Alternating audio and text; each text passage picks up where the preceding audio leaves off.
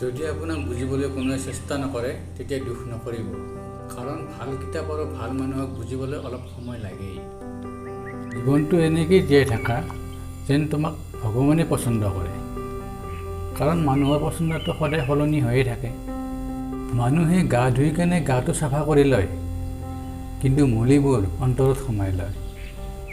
মনত বেয়া পাই থকাতকৈ সন্মুখত কৈ দিয়াই ভাল, তাক ৰাখি কি লাভ। শক্তি প্ৰয়োগ কৰিব লাগে বেয়া কামৰ বাবেহে, ভাল কামৰ বাবেতো শক্তি প্ৰয়োগ কৰিব নালাগে। ভাল কামৰ বাবে প্ৰেমেই যথেষ্ট, প্ৰেমেৰে সকলো কাম কৰিব পাৰি। জয়ী হোৱাৰ পিছত সকলোৱে আপোনাক সাৱটি ল'ব, কিন্তু পৰাজয় বৰণ কৰাৰ পিছত যিজনে আপোনাক সাৱটি ল'ব তেওঁহে প্ৰকৃত আপোন। পৃথিৱী আপোনাৰ উদাহৰণেৰে সলনি হ'ব, আপোনাৰ ৰায়ৰে নহয়।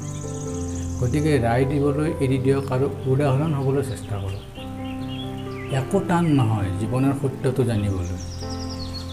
যিখন তুলাচনীত আপুনি আনক জুখি চায়, সেইখন তুলাচনীতে এবাৰ নিজকে জুখি চাওকচোন।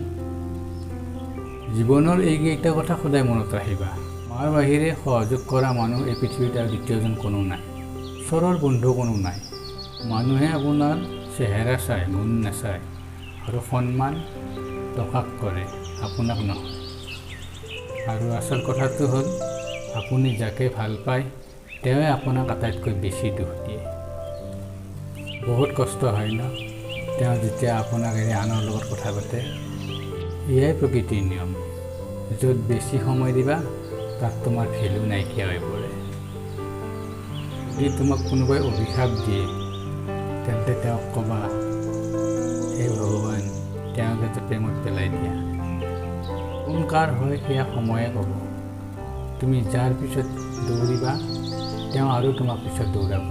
এইবোৰ এৰা, নিজৰ লক্ষ্যস্থানৰ পিছত দৌৰা, আৰু দেখিবা এই পৃথিৱীৰ সকলোৱে তোমাৰ পিছত এদিন দৌৰিবলৈ লৈ লাগি গৈছে। মনত ৰাখিবা, ধনৰ দোষেই নহয়, মনৰ দোষেহে আপোনাক জীৱনত আগবাঢ়িবলৈ নিদিয়ে। যদি হীৰা চিনিব বিচৰা তেন্তে আন্ধাৰলৈ অপেক্ষা কৰা, কাৰণ সূৰ্যৰ পোহৰততো কাঁচৰ টুকুৰাও জিলিকি উঠে। সদায় মনত ৰাখিবা, ভৰিত লগা আঘাতে আপোনাক সাৱধানে খোজকাঢ়িবলৈ শিকায়, আৰু মনত লগা আঘাতে আপোনাক সাৱধানে জীয়াই থাকিবলৈ শিকায়।